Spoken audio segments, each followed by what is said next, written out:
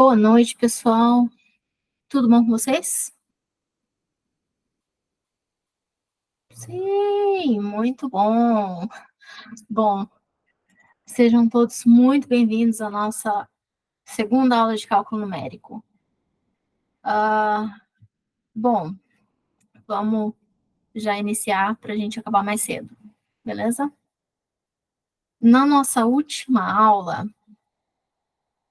nós falamos sobre modelagem matemática e um pouquinho sobre a implementação e uso de Python. Tratamos também um pouquinho da sintaxe dessa linguagem de programação. E hoje nós vamos falar de análise de erro e representação numérica em ponto flutuante. Dois itens aí que está bem associado com a implementação também. Então, vamos começar com a parte de erro. Quando a gente calcula algum resultado, o erro vai ser uma maneira da gente se guiar na tomada de decisão quanto se a nossa abordagem está favorável ou não. E na nossa análise de resultado, se faz sentido o resultado que a gente obteve ou não. E também vai nos ajudar quando nós formos analisar a precisão dos nossos métodos. O erro, nesse curso, a gente vai definir como a diferença entre um valor exato e um valor aproximado. Existem algumas possibilidades para a fonte dos erros que a gente pode encontrar nos nossos problemas. Podem ser erros de modelagem, erros inerentes do problema, erros de truncamento ou erros de aproximação. E nós temos também algumas maneiras de calcular esse erro. Aqui nós vamos ver os erros absolutos e relativos. Vamos ver cada um desses itens. Os erros de modelagem, eles são erros que ocorrem quando a gente tenta descrever uma situação do mundo real através dos métodos numéricos. Eles também são chamados de erros de representação, porque eles surgem sempre que a gente vai implementar os dados do problema ou durante a escolha de variáveis. Então, se a gente lembrar lá, na última aula que a gente falou de modelagem matemática, tem 2 passos na parte de modelagem e de implementação, onde a gente faz a escolha de variáveis e quando a gente passa os dados para o código. Então, nesse momento, pode acontecer que ou a escolha de variáveis não é condizente com o problema, ou quando nós vamos passar os nossos dados para a implementação, surjam alguns erros ou algumas diferenças numéricas. E esses são os nossos erros de modelagem. Os erros inerentes, eles são originados das medições dos dados experimentais. Então, em todos os nossos modelos, esse tipo de erro, ele vai apresentar. O que a gente pode fazer é tentar diminuir o seu impacto nos nossos resultados. Esses erros, como eles são da parte dos dados, que pode ser ou de uma medição, ou de uma coleta, ou de uma captura, eles são provenientes dos equipamentos utilizados nessas capturas, ou de algum tipo de imprecisão no desenho experimental, por exemplo. Então, eles são muito difíceis de não acontecer, ou seja, eles sempre acontecem. Mas a gente pode tentar diminuir o impacto deles. O terceiro tipo de erro é o tipo de erro de truncamento, ou de arredondamento. Esses erros, eles ocorrem quando a gente está trabalhando com processos contínuos em algum tipo de aproximação numérica. Então, quando a gente tem números muito grandes ou números muito pequenos, com uma quantidade de dígitos que não é condizente que não é condizente com os nossos equipamentos. Então, a gente tem que ou diminuir a quantidade de dígitos, que é truncar, ou a gente vai arredondar a quantidade de dígitos. E aí vai surgir esses tipos de erros. Então, quando a gente utiliza números que têm uma precisão muito grande, provavelmente a gente também vai ter um erro de truncamento. Nesse curso, nós vamos encontrar mais erros de truncamento e arredondamento, já que a gente não vai trabalhar com dados reais para ter erros de modelagem e erros de dados. E nós vamos aprender agora como a gente pode calcular o erro absoluto e o erro absoluto e o erro relativo. O erro absoluto vai nos ajudar quando a gente quer medir a precisão exata, e o erro relativo vai indicar para a gente qual que seria o erro, levando em consideração a magnitude dos dados envolvidos no seu cálculo. Então, por definição, o erro absoluto, ele vai ser a diferença entre um valor exato x e a sua aproximação x', e ele é dado por essa formulazinha aqui. Já o erro relativo, ele vai ser o erro absoluto sobre o valor exato. Nota que o erro, ele só vai ser calculado quando a gente saber o valor exato da nossa medida x. E isso é muito complicado, porque nem sempre a gente vai ter esse valor preciso. Então, na maioria dos nossos projetos, a gente vai trabalhar com uma estimativa do erro, ou um intervalo onde a gente vai classificar esse erro como esqueci a palavra, não é favorável. Tolerável, quando a gente tem um erro tolerável e quando não. Então, esse intervalo pode ser chamado de I ou de epsilon, né? O intervalo em que a gente vai permitir uma quantidade de erro. Vamos ver um exemplo de como a gente calcula, então, o erro absoluto. Então, aqui a gente tem o valor de π, que está nesse intervalo de 3,14 e 3,15, e a gente quer calcular o erro absoluto. Então, o meu π vai ser o limite inferior do meu intervalo, então vai ser 3,14. E o meu π barra, que é a minha estimativa, vai ser o outro limite do meu intervalo, já que não foi dado nenhum valor para o meu π. Então, a estimativa do erro absoluto vai ser o valor de π menos π barra, que é 3,14 menos 3,15. Quanto dá isso aqui?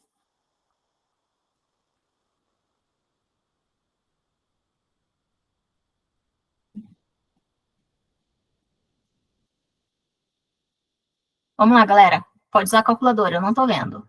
Quanto que é 3,14 menos 3,15?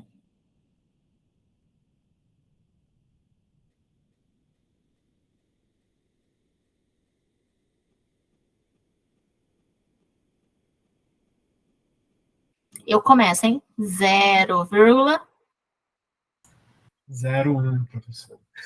Isso, obrigado. 0,01. Então, o nosso erro aqui para o π é 0,01. Tranquilo, né? É só aplicar a nossa formulazinha.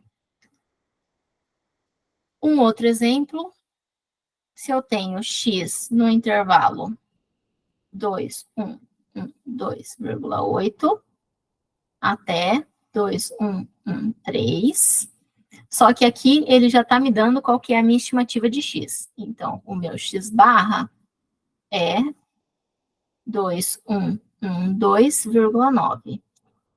Então, a minha estimativa do erro absoluto vai ser 2, 1, 1, 2. Opa, deixa eu colocar x aqui, senão a gente vai se perder. X menos x barra. 2, 1, 1, 2,8. Eu sempre uso o limite inferior para a estimativa, desculpa, para o valor real, e a minha estimativa, 2,112,9. Qual que é essa diferença aqui?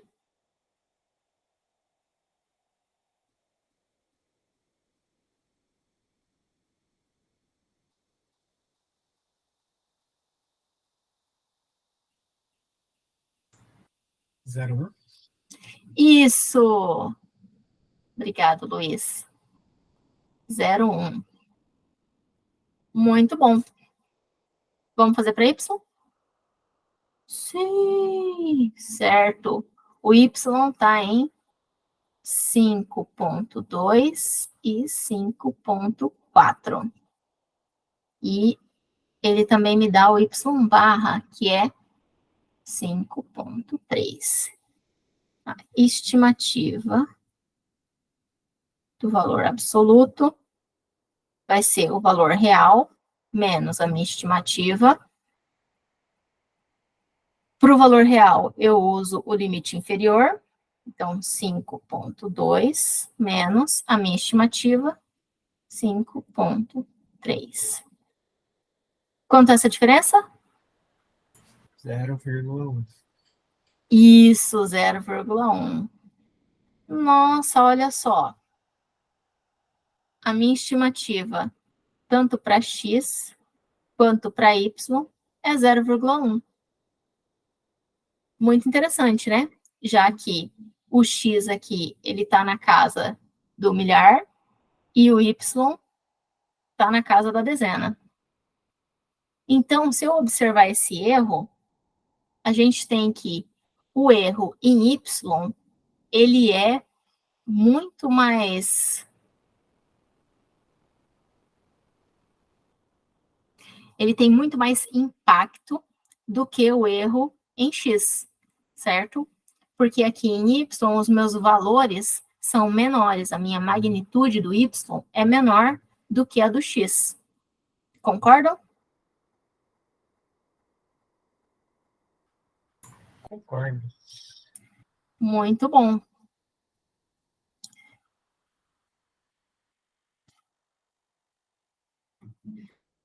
Vamos agora, então, fazer um exemplo do erro relativo. Seguindo a mesma ideia, a gente vai só aplicar aqui as nossas operações. Então, x é 5,2 e x barra é 5,3. O meu erro relativo... Opa! Como é que é a formulinha do erro relativo? O valor real menos o valor estimado sobre o valor real. Então, substituindo aqui, eu tenho 5,2 menos 5,3 sobre 5,2. Esse cálculo aqui a gente acabou de fazer, né? Dá 0,1 dividido por 5,2. Isso aqui dá quanto?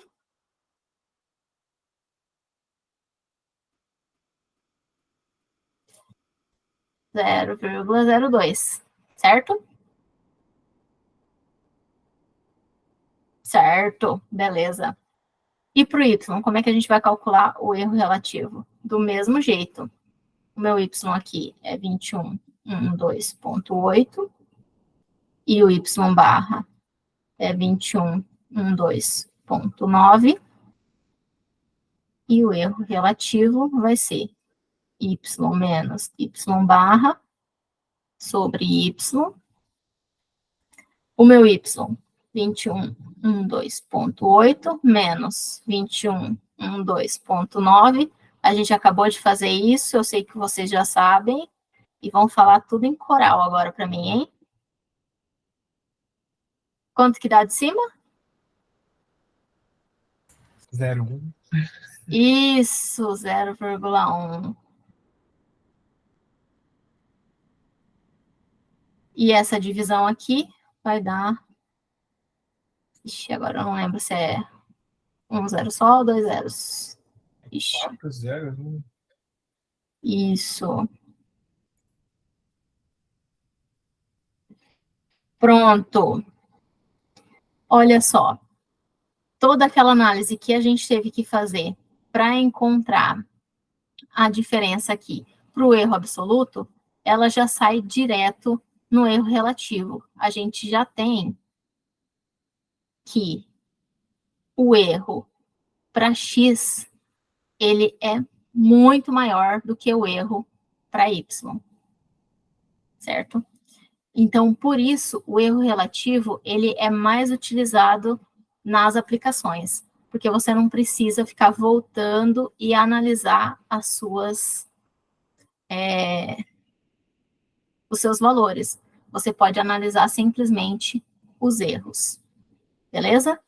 Então, quando a gente for calcular os erros do nosso método, sempre dê preferência para o erro relativo.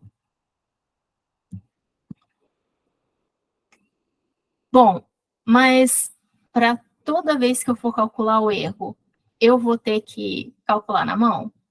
Não, a gente tem esse código muito bonitinho em Python, que é simplesmente as funções do erro.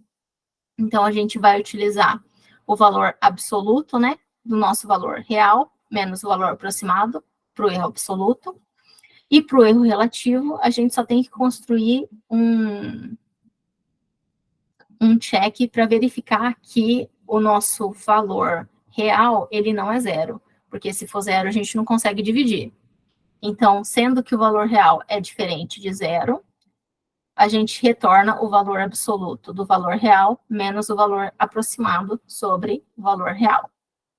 Então, eu já copiei aqui para a gente e vamos fazer o exemplo aqui usando a função. Então, eu chamei a biblioteca NumPy só para usar o valor absoluto aqui.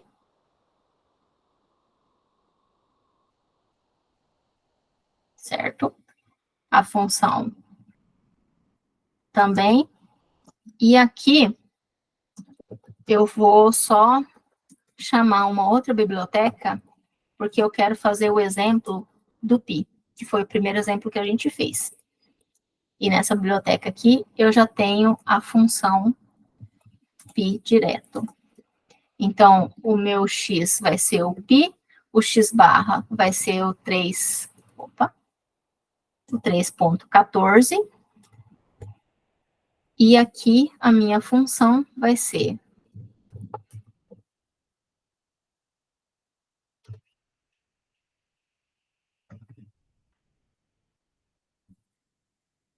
x e x barra. E aí, quando eu rodar, eu vou ter o meu valor absoluto. Muito mais fácil, né? Do que ficar fazendo as contas. E muito mais legal. Mas a gente pode observar que tem uma diferença meio grande entre o cálculo que a gente fez e o cálculo aqui do nosso pi, né? Aqui a gente encontrou só 0,01 e aqui está aparecendo 0,01592, etc, etc, etc.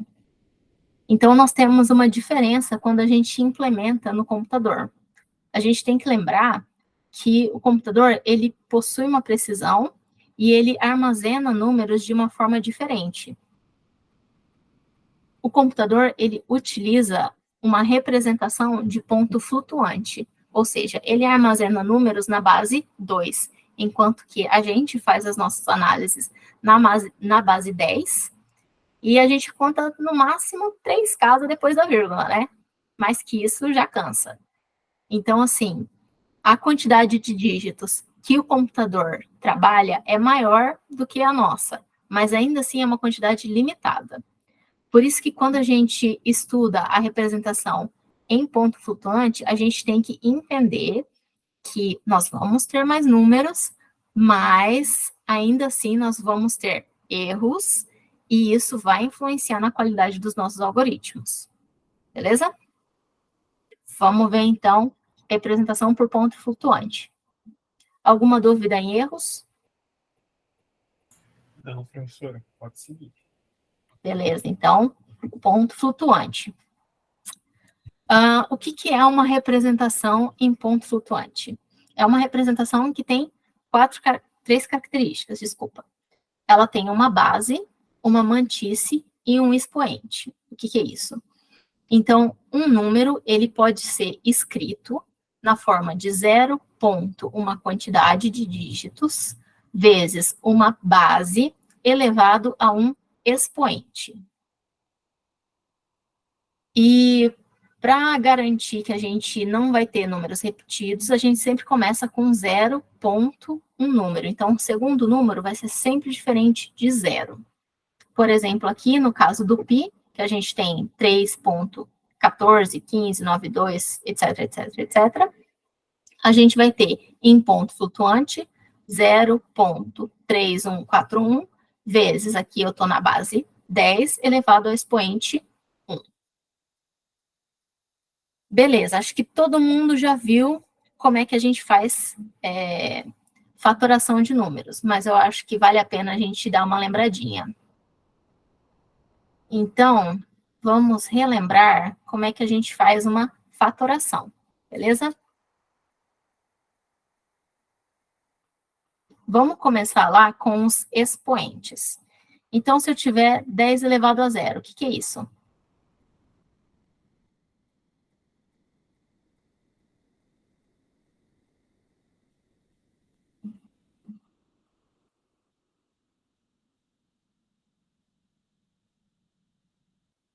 Eu me recuso a acreditar que vocês não sabem.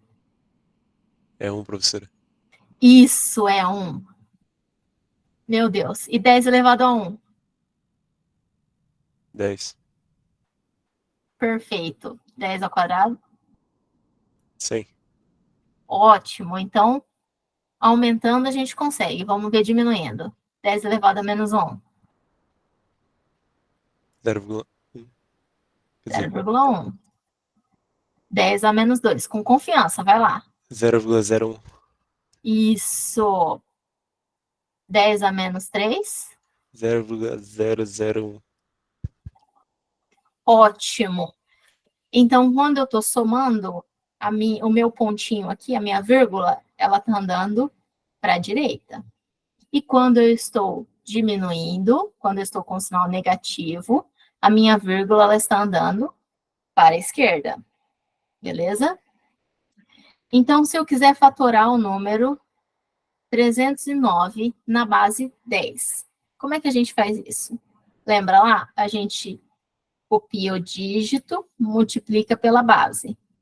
Mais copia o dígito, multiplica pela base, mais copia o dígito, multiplica pela base. E os expoentes começa do último com 0 e vai aumentando. Beleza? E é assim que a gente fatora um número. Perguntas? Não, professora. Precisa fazer mais um? Acredito para mim, não. Beleza, então eu vou continuar. Tá certo. Então, fatoração, ótimo. Então, a gente já pode definir o que é um ponto flutuante, um sistema de ponto flutuante. Bom, por definição, um sistema de ponto flutuante vai ser definido por F, uma base beta, T, o número de dígitos na mantissa, M e M, sendo M e M o intervalo em que teremos o expoente. E os valores vão ser descritos na forma mais ou menos 0 ponto D1, dígito, o primeiro dígito, com esse primeiro dígito diferente de 0, D2, D3 até DT, a quantidade de dígitos, vezes a minha base elevado ao meu expoente. Nossa, que bonito, né? Super, super tranquila essa definição. Tão tranquilo que a gente vai fazer esse exemplo aqui, ó, de letra, certo? A gente tem aqui, então, um sistema de ponto flutuante, F, 10, 3, 2, 2. Então, a minha base é 10. Os meus dígitos é 3, então vai ser D1, D2, D3. E o meu intervalo de expoente vai ser menos 2, 2. Ou seja, 10 elevado a menos 2, 10 elevado a menos 1, 10 elevado a 0, 10 elevado a 1 e 10 elevado a 2. Esse aqui é a descrição desse meu sistema de ponto flutuante. Ótimo, agora que eu já tenho as minhas características, eu posso escrever todos esses valores nessa representação. Então, vamos lá. O meu x1 é igual a 0,35. Beleza. Para escrever na minha representação de ponto flutuante, eu tenho que pôr 0, ponto. O meu primeiro dígito depois do 0 tem que ser diferente de 0. 3, 5, beleza. A minha mantícia, ela tem que ter 3 números, olha só, D1, D2, D3. Aqui eu só tenho D1 e D2, então eu preciso de mais um número. Eu completo com 0. Vezes a minha base, e aí agora eu tenho que ver o meu expoente. Como eu já tenho 0,35, para eu representar 0,35 vezes 10, eu só preciso que isso aqui seja 1. Então, vai ser 0. 10 elevado a 0. E assim a gente tem x1 na minha representação de ponto flutuante. Uau! Nossa, super de boa, né? Vamos fazer para o x2? Meu x2 é menos 5,17. Beleza. Pela minha definição, eu tenho que ter o 0, 0 ponto. O primeiro dígito tem que ser diferente de 0. Então, 5, 1, 7. D1, D2, D3, D1, D2, D3. Paro aqui. Vezes 10. E aí, agora eu tenho que ver o expoente. A minha vírgula, ela andou para frente. Isso quer dizer que o meu expoente aqui vai ser positivo. Ela andou uma casinha só, 10 elevado a 1. Tranquilo? Sim. Muito bom. Vamos fazer o próximo, então.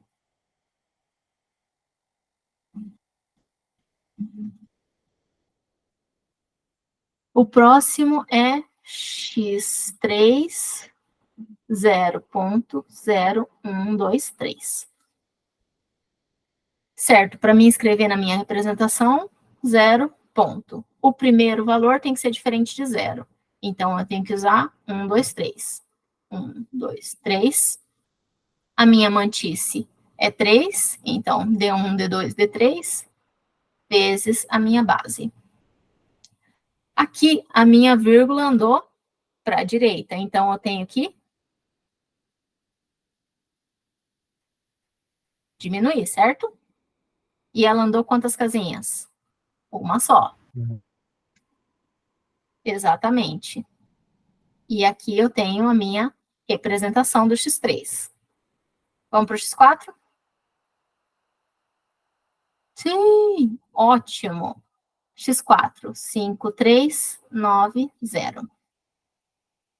Pela definição, 0, ponto. O primeiro tem que ser diferente de 0. 5, 3, 9. Tenho 3 números na matriz, D1, D2, D3. Paro aqui. Vezes 10. E agora? A minha vírgula estava aqui, certo? E ela andou 1, 2, 3, 4 casinhas para a direita. Não, para a esquerda, desculpa. Ela andou 4 casinhas para a esquerda. Isso quer dizer que eu estou somando, né? Sim. Isso! Então, aqui eu tenho 10 elevado a 4. E o 5, para acabar bem, 0,0003. Coloco o 0 da definição, e aí eu tenho que andar até o 3, porque o outro número não pode ser 0. E aí eu preciso de mais 3 dígitos. Desculpa, 2 dígitos, né? Porque a minha mantícia aqui é 3. Então, 2 dígitos vezes 10. E aí agora, o meu zero, a minha vírgula andou 1, 2, 3, 4 casinhas para a esquerda, certo? 4 casinhas para a esquerda. Tudo certo? Sim. Não, não tá tudo certo. Lembra lá que a gente está... Lembra que a gente está com o sistema de ponto flutuante em que o nosso expoente, ele vai de menos 2, menos 1, 0, 1, 2. E aqui eu tenho 4. Pode isso? Não. Não pode. Então, aqui a gente está com 2 casos. Um caso de overflow e underflow.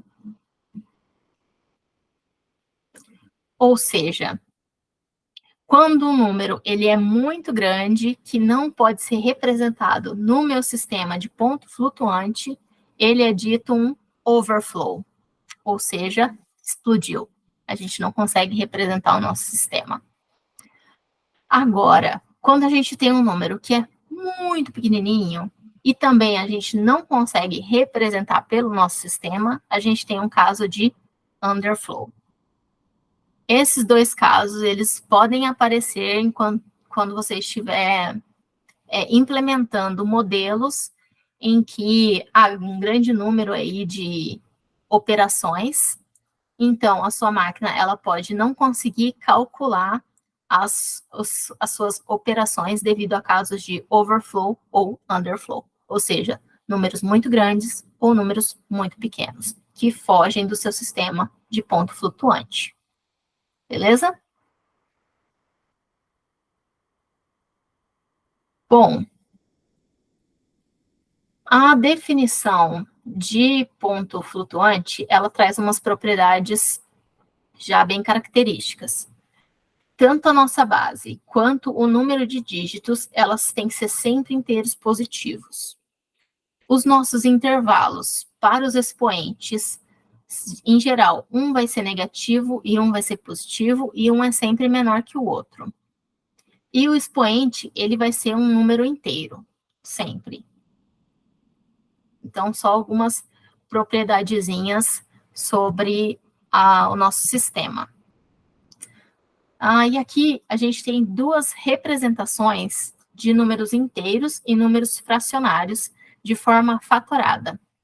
Isso aqui vai auxiliar a gente quando nós formos fazer mudança de base. Então, quando a gente precisar transformar de uma base para outra num sistema de ponto flutuante, a gente só precisa escrever o número como combinação de uma base e depois ir dividindo essa base. Dessa forma, a gente vai encontrar a representação em bases diferentes. Essa definição ela vai ficar um pouquinho mais clara quando a gente for fazer um exemplo. No nosso curso, a gente vai encontrar mais a mudança de base do decimal para o binário, ou seja, o sistema que a gente utiliza normalmente para o sistema de máquina. Então, aqui nós temos a representação em ponto flutuante. Desculpa. A representação em ponto flutuante. do caso decimal, ou seja, quando a base é 10, o nosso expoente vai estar entre menos 99 e 98. E no caso binário, o ponto flutuante, os nossos expoentes vão estar ali entre menos 11 e 10. Então, quando nós encontrarmos esses casos, nós vamos estar trabalhando com o sistema decimal e o sistema binário. E então, vamos fazer um exemplo de como ocorre a mudança de base. Então, seja lá, x igual a 1001 na base 2, e eu quero ir para a base 10. Certo. Segundo a definição, a gente pode escrever o nosso número na base 2 e depois chegar na base 10, certo? Então, vamos escrever x vai ser expoente vezes a base, expoente não, desculpa, coeficiente, vezes a base,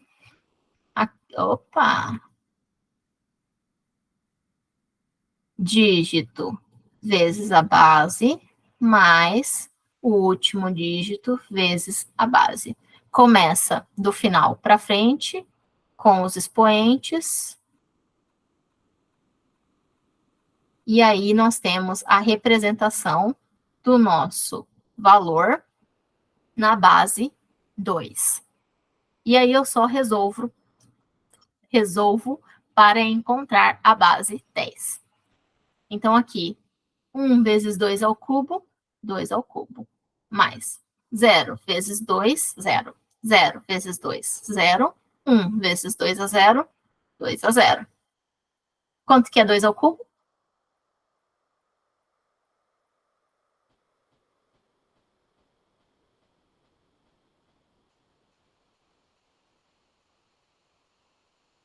Isso, 8. 2 a 1, 0?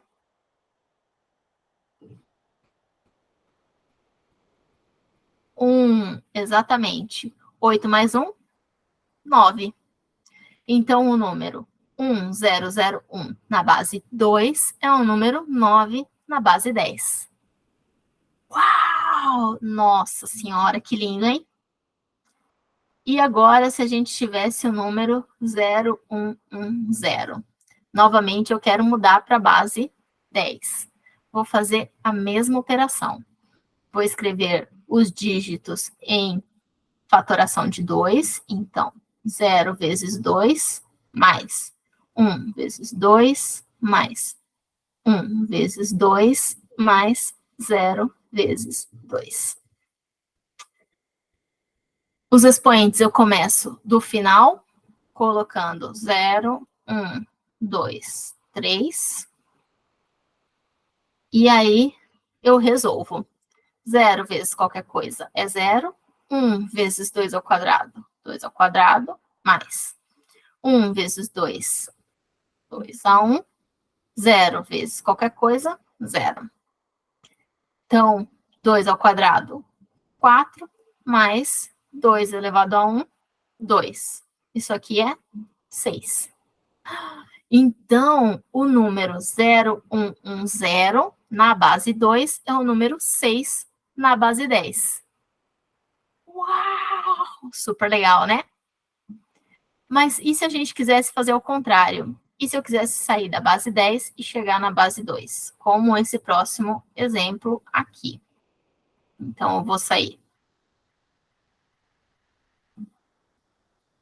da base 3, foi x, y, z. Z é igual a 13 na base 10 para base 2.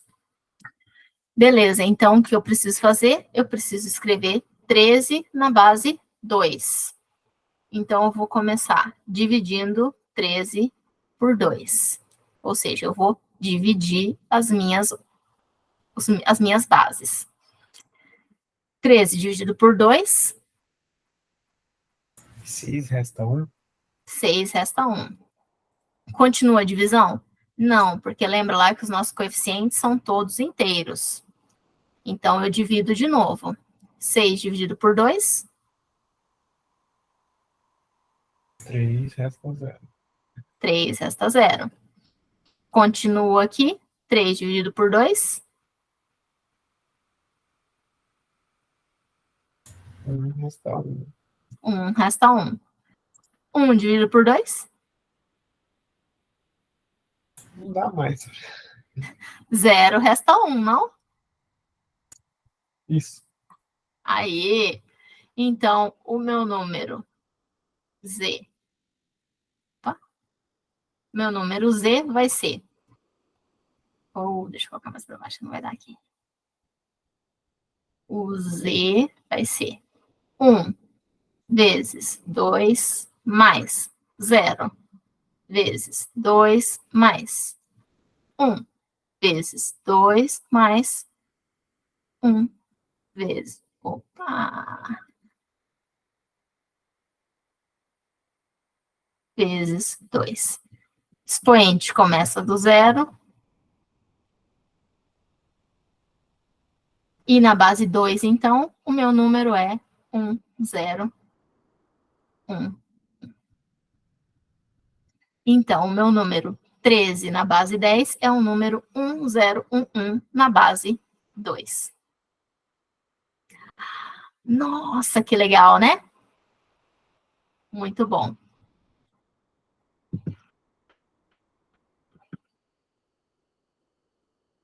Certo. Em alguns casos, o nosso número x, ele vai ter mais dígitos na mantice do que... Ele vai ter mais números do que na mantice. Isso. Então, a gente vai ter que ou truncar ele, ou seja, remover os dígitos finais, ou arredondar ele. A gente já viu um exemplo aqui atrás em que a gente teve que diminuir o tamanho. Não foi ao contrário? Não tem que ser de trás para frente. 1, 1, 0, 1. Que eu acho que é 11. 1, 0, 1, 1. Peraí. É verdade, é de trás para frente.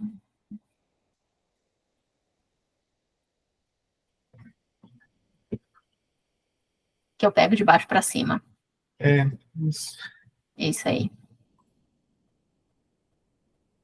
Olha só, alguém estava prestando atenção. Obrigada. Certo.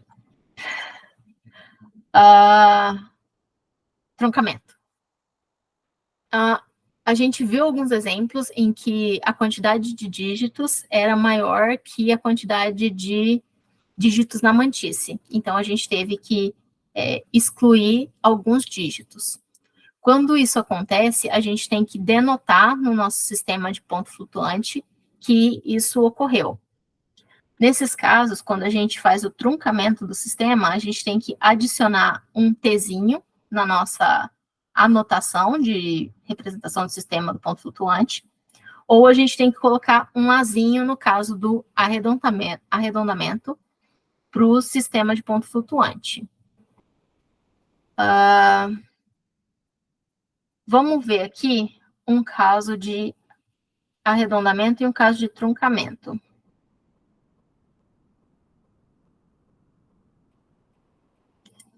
Então, vamos pegar o y ali, que é o 10,2053, e o sistema de ponto flutuante é o 10, 4, menos 99, 99. Ou seja, a gente está com a base 10, com os dígitos 4, então D1, D2, D3, D4, e o nosso expoente está no intervalo menos 99, 99, certo? E eu quero escrever esse número aqui na representação de ponto flutuante. Então, eu começo com 0 ponto, o primeiro número vai ser diferente de 0, então, 10, 20, 53. Posso colocar 20, 53? Não, né? Porque aqui eu só tenho D1, D2, D3 e D4. Então, eu tenho 1, 2, 3, 4. Esses dois números aqui não entram. Então, eu tenho duas possibilidades. A primeira de truncamento, ou seja, escrever como 10, 20 e esquecer os dígitos finais. E a segunda de arredondamento, de 0,10, 2. Aqui, o meu próximo número é 5. Ou seja, a gente está na metade. A gente pode arredondar tanto para cima quanto para baixo. Eu sempre arredondo para cima. Então, aqui vai ficar 21. E aí, como eu quero na representação de ponto flutuante, eu multiplico pela minha base e agora eu vou verificar meu expoente. O número aqui é 10 ponto. A minha vírgula, então, andou para frente, certo? Quanto que vai ficar aqui? Ela andou 2 casinhas, né? Então, vai ser 2. Positivo ou negativo?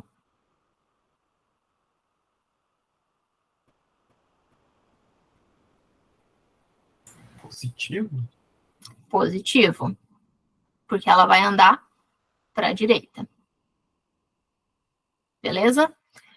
Então, aqui eu tenho duas possibilidades para o y. A possibilidade de truncamento e a possibilidade de arredondamento. Mas, como que nós podemos decidir qual desses dois nós vamos utilizar? O arredondamento ou o truncamento?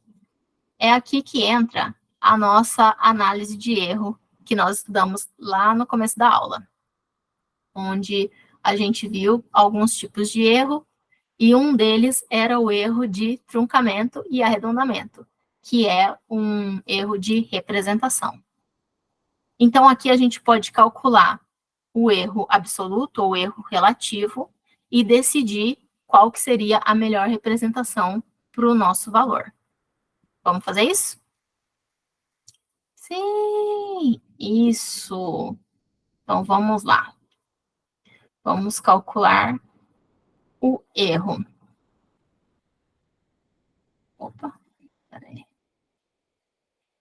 Então, o erro absoluto para o y de truncamento.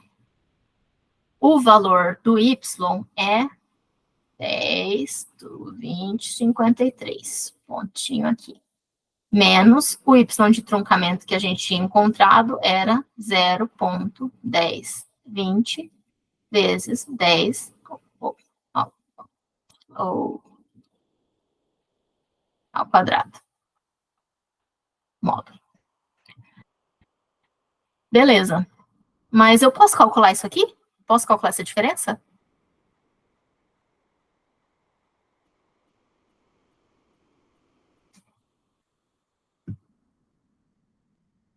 Acho que pode, não sei. Ai, ai, ai, não posso, porque olha só. Aqui eu tenho um número inteiro, certo? 10,2053. Ou seja, um número real. E aqui eu tenho uma representação em ponto flutuante. Ou seja, eu tenho um número com uma potência. Então, eu não consigo fazer essa diferença. Um dos dois tem que ir para o mesmo sistema. Então, ou eu transformo a minha representação em ponto flutuante para um número real, ou eu transformo o meu número real em uma representação de ponto flutuante. Como a aula é de ponto flutuante, vamos escrever a representação de ponto flutuante. Então, vai ficar 0,10, 20, 53, já que aqui eu não tenho um limite para minha mantice, vezes 10, de novo, eu andei com a vírgula para frente, a 2 eu tenho que deixar na mesma potência, menos 0,1020 vezes 10 ao quadrado. Agora sim eu posso fazer essa subtração, né?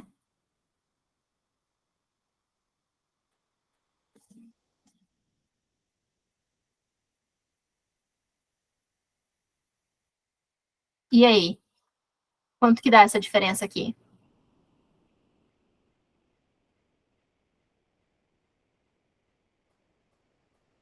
0,00053. Isso, muito bom. E aí a gente faz a mesma coisa para o y de arredondamento. Então, vamos lá. 10,2053 menos o arredondamento ficou 0,1021, 10 ao quadrado. E agora eu tenho o mesmo problema, né? Eu tenho um número aqui que está no real e eu tenho aqui um número que está na representação de ponto flutuante. Então, eu vou ter que transformar um dos dois. Eu escolho transformar o primeiro de novo.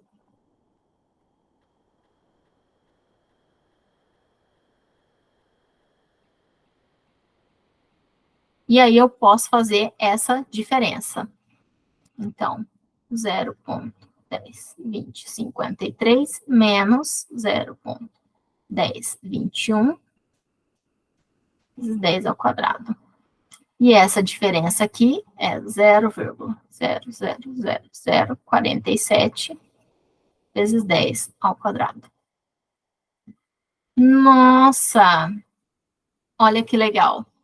Então, nós temos um erro de arredondamento aqui de 0,0047 e de truncamento de 0,0053.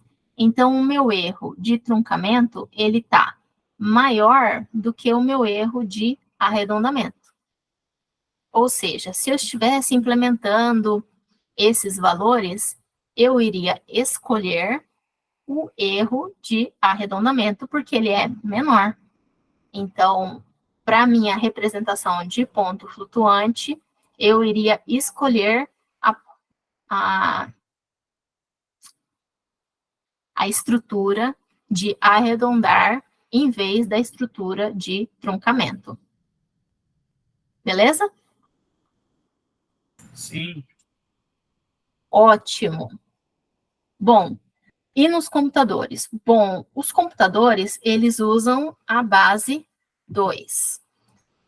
E os softwares, eles vão seguir aí um padrão chamado IEEE, que é um padrão de precisão dupla, e ele vai ter essa representação aqui em ponto flutuante.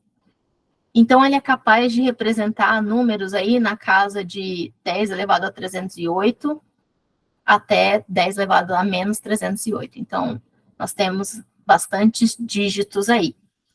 Em alguns casos, é interessante que a gente descubra qual que é a precisão da nossa máquina. Em Python, a gente pode fazer isso usando esses comandos aqui da biblioteca NumPy, para o caso da gente tiver um número de representação em ponto flutuante ou em ponto flutuante de 32 bits. A gente também pode encontrar o epsilon da máquina. O epsilon da máquina, ele vai nos dar um limitante superior para o nosso erro relativo de arredondamento no sistema de ponto flutuante. E o que isso vai nos indicar? Bom, se você tiver um algoritmo que necessita um pouco mais de precisão, é importante que você verifique o quanto de informação a sua máquina está conseguindo computar. Porque pode ser que você esteja perdendo informações nas transformações ou nas operações que você for fazer dentro do seu algoritmo. Então, às vezes, a gente tem que diminuir ou aumentar a nossa precisão, tanto para otimizar, quanto para ter precisões melhores, precisões numéricas melhores. E é para isso que a gente tem esses códigos aqui. Uma coisa importante também, Nem sempre uma alta precisão vai garantir resultados precisos. A precisão é o erro cometido em operações algébricas, e a acurácia é o erro das quantidades aproximadas. Então, mesmo que você tenha um método que ele te dê resultados precisos, isso pode não ser indicativo de que o seu resultado aplicado a valores reais seja preciso. Então, é por isso que a gente estudou sobre erros e sobre como a máquina representa os números. Porque assim você vai conseguir medir o seu intervalo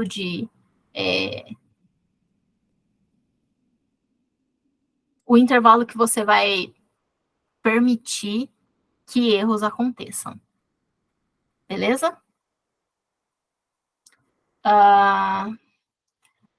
Bom, os erros vão sempre estar acompanhando aí os nossos métodos, inclusive na história do mundo a gente pode encontrar aí alguns erros bem famosos que foram catastróficos, e nós temos que sempre procurar não cometer esse tipo de erros, e quando os erros acontecem, a gente conseguir analisar de onde eles vêm e o quanto eles estão influenciando os nossos modelos. Beleza? Perguntas sobre erros, sobre pontos flutuantes? Tranquilo, professor. Nada? Tá certo. Então, hoje o que a gente tinha para passar era isso. Eu coloquei aqui uma indicação de um filme para vocês, para o final de semana, super legal, que é o Hidden Figures, ou se vocês são mais do título português, Estrelas Além do Tempo. É um filme muito legal, vocês já assistiram? Sim, essas mulheres são foda. Exatamente. E ele traz uma aplicação muito inteligente de métodos numéricos. Então, vale a pena aí olhar com um pouquinho mais de cuidado para como eles apresentam os erros aí nesse filme. Beleza? Beleza. Ótimo. Então, galera, é isso. Muito boa noite a todos e nos vemos na próxima semana.